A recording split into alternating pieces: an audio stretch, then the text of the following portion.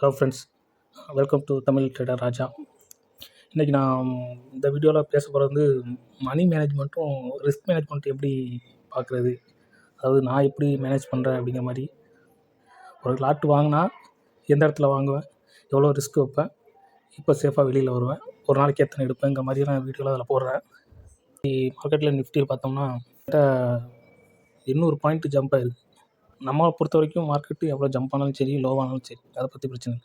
Market open ஆனது முதல் நிமிஷம் என்ன டாப்பு பாட்டம் ஃபார்ம் ஆகுது அப்படி மட்டும் பார்க்கணும். இப்போ நிஃப்டியில் கால் சைடு எடுத்திருக்கேன், 23,800 கால் சைடு, தேதி 8ஆம் தேதி ஏப்ரல் மாதம். இப்போது அதில் டாப்பு பாட்டம் மார்க் பண்ணிட்டேன். இது வந்து விக்கில் மார்க் பண்ணியிருக்கேன். அதே மாதிரி பாடியும் விழுந்துடும், பாடியும் டாப்பு பாட்டம். சில நான் பாடி பிரேக் பண்ணும்போது கூட எடுப்பேன். இப்போ ஃபஸ்ட்டு ஒரு கேண்டில் விழுந்துருச்சு. ஸோ கேண்டில் விழுந்ததும் எனக்கு இதை பிரேக் பண்ணணும், 315 மாதிரி பிரேக் பண்ணணும். இப்போ பார்த்தோம்னா 299 வரைக்கும் போயிட்டு கீழே வந்துருச்சு. இந்த இடத்துல ஒரு சின்ன டாப்பும் பாட்டமும் விழுந்துருக்கு. ஓகேங்களா? இப்போது எனக்கு இந்த இடத்துல நான் என்ன பண்ணுவேன், எனக்கு இந்த 300 பிரேக் பண்ணால் கூட நான் 313 வரைக்கும் நான் பிளான் பண்ணுவேன். இப்போ ஒவ்வொரு கேண்டலாக பார்க்கும்போது எனக்கு இந்த இடத்துல கரெக்டாக பார்த்தோம்னா எனக்கு எந்த இடத்துல நிற்கிது, 301.36. அப்போ நான் 302 வாங்கணும். இப்போ நான் 302 வாங்குகிறேன் அப்படின்னு பார்த்தோம்னா 302 கரெக்டாக தொட்டு வாங்குது. ஸோ ஒரு வேளை எனக்கு இந்த இடத்துல 302 வாங்கிடுச்சு அப்படின்னா அதுலேருந்து 5 பாயிண்ட்டு நான் எப்போவுமே லாஸை தான் கணக்கு பண்ணுவேன். 297 நான் வெளியில் வந்துடுவேன். இந்த இடத்துல நான் வெளியில் வந்துட்டேன். வெளியில் வந்துட்டு ஏன் அப்படின்னா நான் வெளியில் வராமல் வெயிட் பண்ணேன் அப்படின்னா கிட்டத்தட்ட அந்த நான் செட் பண்ண அந்த லாஸையும் மீறி இது வரைக்கும் நான் மணி இழக்க வேண்டியதாகும். 288 வரைக்கும் நான் லாஸ் கொடுக்க வேண்டியதாகும். எனக்கு இப்போ இதோட நான் வெளியில் வந்தனால எனக்கு 5 பாயிண்ட் லாஸு. ஸோ வெளியில் வந்துட்டு வெயிட் பண்ணுறேன். திரும்ப இதோட டார்கெட் இதை பிரேக் பண்ணுறதுக்காக வெயிட் பண்ணுறேன். 302 வெயிட் பண்ணுறேன். 302 பிரேக் பண்ணிடுச்சு, வாங்குகிறேன். 313, 302லேருந்து 312, 10 பாயிண்ட் என்னோடய டார்கெட்டு புக் ஆகிடுச்சு, வாங்கிட்டேன். இதை நான் வாங்க முதல் லாஸ் ஆகிடுச்சு, 5 பாயிண்ட் எனக்கு லாஸு. இப்போ 313 புக் ஆகிடுச்சு, அப்போ 10 பாயிண்ட். அப்போ 2 ட்ரேட் எடுத்துட்டேன், எனக்கு 5% ப்ராஃபிட். இப்போது இது முடிஞ்சு இந்த ஏரியா வந்து புக் பண்ணி முடிச்சாச்சு. இப்போ அடுத்து டாப்பும் பாட்டமும் எனக்கு ஃபார்ம் ஆகும், அதுக்காக நான் வெயிட் பண்ணுவேன். இங்கே ஒரு டாப் விழுந்துருச்சு.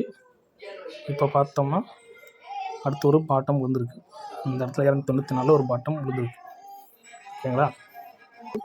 இப்போ ட்ரெண்டு வந்து திரும்பி இருக்குது. ட்ரெண்டு எப்படி திரும்பி இருக்குது அப்படின்னு காணிங்கன்னா இது ஃபுல்லாமே அப் ட்ரெண்டு. இது அப் ட்ரெண்ட். இந்த 3 பாயிண்ட்டை கனெக்ட் பண்ணி வரதுன்னா இது அப் ட்ரெண்ட். இதை உடச்சி கீழே வந்து ரிட்டன் ஆகி மறுபடியும் இப்படி பிரேக் பண்ணுற இடத்துல தான் நம்ம வாங்கணும். இந்த இடத்துல தான் வாங்கணும். ஏன்னா அப்போ தான் ட்ரெண்டு திரும்பி கன்ஃபார்ம் ஆகுதுன்னு அர்த்தம். இல்லைன்னா சில நேரம் இப்படியே போயிடும், உடச்சி கீழே வந்து இப்படி போகக்கூட வாய்ப்பு. ஸோ அதனால் கேர்ஃபுல்லாக அந்த இடத்துல மட்டும் பார்த்துக்கணும். இப்போ வந்து திரும்பிடுச்சு. அதே நேரத்தில் மறுபடியும் பார்த்தோன்னா இந்த இடத்துலையும் ட்ரெண்டு திரும்புது.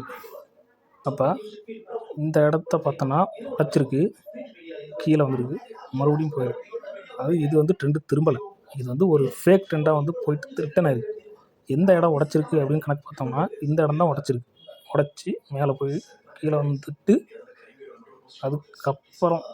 அதுக்கப்புறம் போகுது. பார்த்தீங்களா? இந்த பிரேக் அவுட்டில் தான் வாங்கணும். இப்போ நீங்கள் இந்த பிரேக் அவுட்டில் வாங்கினா கிட்டத்தட்ட என்ன பாயிண்ட்டு, 299, 300 வாங்குவீங்க, 310 விற்றுருவீங்க.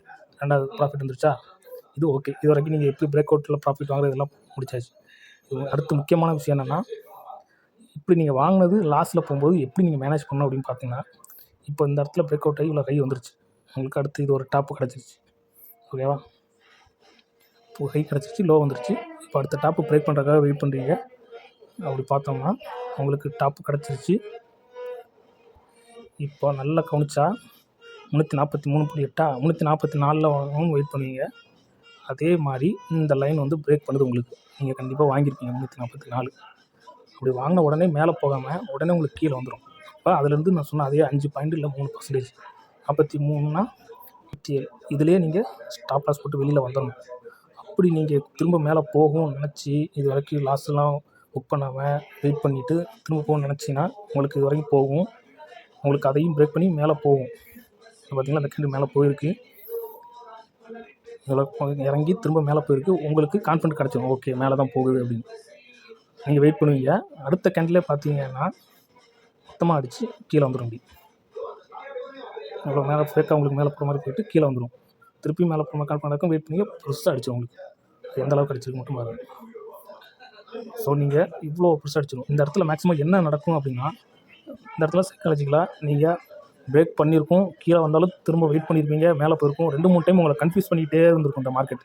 அந்த கன்ஃபியூஷன்லேயே நீங்கள் லாஸை புக் பண்ணாமல் வெயிட் பண்ணிக்கிட்டே இருக்கனால எக்ஸ்ட்ராவும் லாஸ் ஆகி, அந்த லாஸாவது கொஞ்சம் ரெக்கவர் ஆகும்னு நினச்சி இப்போ ஒரு 300 லாஸ் வந்துருச்சு. ஆனால் நீங்கள் புக் பண்ணாமல் வெயிட் பண்ணீங்க அப்படின்னா அது 600, 700, 800 லாஸ் ஆகும். 800 வரைக்கும் போயிடுச்சு. சரி நம்ம 300 வரைக்கும் அது வரட்டும்னு வெயிட் பண்ணுவீங்க. அப்படி வெயிட் பண்ணும்போது டக்குன்னு ப்ராஃபிட் கிட்ட போகும். ஓகேங்களா? அப்படி அப்போ மேலே போகும்னு நினச்சி கான்ஃபிடண்ட்டாக இருப்பீங்க, மறுபடியும் இறங்கிடும். சரி அப்போ திரும்ப ஒரு டைம் போகுது, அப்போ 2வது டைம் கண்டிப்பாக போகணும்னு வெயிட் பண்ணி மொத்தம் அடிச்சு கீழே இறங்கிடும். 300 விடாமல் அந்த லாஸை அக்செப்ட் பண்ணிக்க மனசு இல்லாமல் அப்படியே கேரி ஃபார்வர்ட் பண்ணால் கிட்ட 1000, 2000 அவங்களுக்கு பெரிய லாஸ் அடிச்சிடும். இதுதான் பிரச்சனை. ஸோ இந்த ரிஸ்க் மேனேஜ்மெண்ட்டு நம்ம பார்த்துக்கணும். நம்ம லாஸு 300 இல்லாட்டினா நம்ம 3% தொட்டுருச்சா, அது திரும்ப மேலே போனாலும் கான்ஃபிடண்ட்டாக க்ளோஸ் பண்ணிடுங்க. 3வது ட்ரேடு இல்லை, நீங்கள் இன்றைக்கி எடுக்க வேண்டிய அந்த 3 ட்ரேடுக்குள்ளே இந்த லாஸ் தொட்டுருச்சு அப்படின்னா ட்ரேடை க்ளோஸ் பண்ணிடுங்க. இதுதான் matter. Money management, risk management. இது மணி மேனேஜ்மெண்ட்டில் ரிஸ்க் எப்படின்னா 11,000 வச்சுருக்கீங்கன்னா அது 3% என்ன அமௌண்ட்டோ அதான் பார்க்கணும். நீங்கள் ட்ரேடில் பாயிண்ட்டில் 3% கணக்கு வைக்காது. நீங்கள் வாங்குகிற லாட்டில் 3% லாஸு, 10% ப்ராஃபிட், இப்படியே பாருங்கள். அவ்வளோதான் மேட்ரு.